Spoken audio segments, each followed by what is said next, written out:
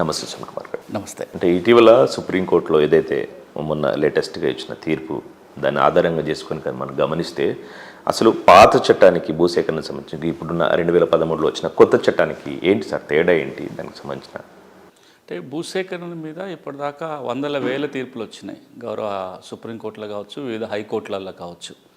కానీ ఈ మధ్యకాలంలో వచ్చిన తీర్పు వాటన్నిటి ఒక సారాంశం కింద భావించాలి. అంటే భూసేకరణ చట్ట పరిధిలో భూములు కోల్పోతున్న వాళ్ళ హక్కులేంటి, ప్రభుత్వం తప్పకుండా నిర్వర్తించాల్సిన బాధ్యతలేంటి, ఒకవేళ కనుక ఆ బాధ్యత నిర్వర్తించకపోతే అప్పుడు కోర్టులు ఇన్వాల్వ్ అవుతాయి, వాటి రద్దు చేసే అవకాశం ఉందని చెప్తూ ఒక చారిత్రాత్మకమైన కొంచెం వివరణాత్మకమైన తీర్పు. దాంట్లో మీరు అడిగిన అంశానికి వచ్చినట్లయితే 1894లో అప్పటి బ్రిటిష్ పరిపాలనకు తెచ్చిన చట్టాన్నే మనం 2013 దాకా అమలు చేసాం.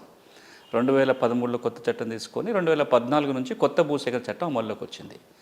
బ్రిటిష్ పరిపాలకులకు భూమి కావాలి. ఎందుకు కావాలి? రైల్వే లైన్ వేయటానికో, రోడ్లు వేయటానికో, లేకపోతే బిల్డింగ్లు కట్టడానికో, దేనికి ప్రజా ప్రయోజనాల కోసం, ప్రభుత్వ అవసరం కోసం భూమి కావాలి. అప్పుడు ఆ చట్టం ఎట్లుంటుందంటే, ప్రభుత్వానికి భూమి కావాలంటే ఎప్పుడైనా ఏ భూమి అయినా తీసుకోవచ్చు, మీకు ఎంతో కొంత నష్టపరిహారం ఇస్తే చాలు. అంటే రెండే రిక్వైర్మెంట్లు, ప్రజా ప్రయోజనాల కోసం తీసుకోవాలి, ఎంతో కొంత నష్టపరిహారం ఇవ్వాలి. అది తప్ప ఇక మిగతా రిక్వైర్మెంట్స్ ఏమీ లేవు.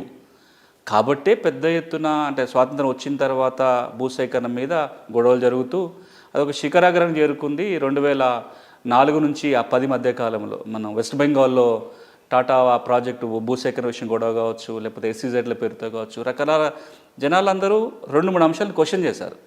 మీరు ఎవరి భూములు పడితే ఎప్పుడు అంటే అప్పుడు తీసుకుంటున్నారు, అనుమతి లేకుండా తీసుకుంటున్నారు, ప్రజలను భాగస్వాములు చేయటం లేదు, ఒక వ్యతిరేకత.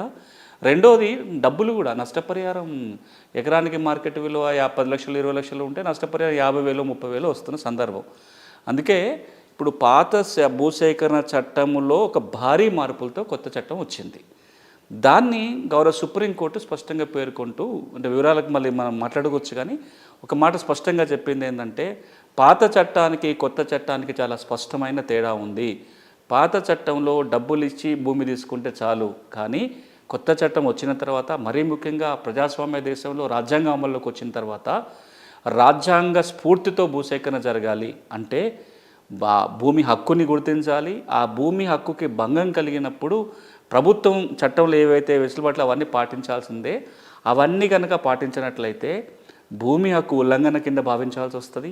భూమి హక్కు ఉల్లంఘన భావించినప్పుడు భూసేకరణ రద్దు చేయాల్సి వస్తుందని దాని ఇంటర్ప్రిటేషన్ ఇచ్చుకుంటూ, రాజ్యాంగంలో ఏమున్నది, మిగతా ఏవేవైతే గవర్నమెంట్ తప్పకుండా పాటించాలో వాటి అన్నిటిని వివరిస్తూ ఆ తేడా ఏంటో చెప్పారు. 1894 చట్టానికి 2013 చట్టానికి ఉన్న తేడా గౌరవ సుప్రీంకోర్టు పేర్కొంది.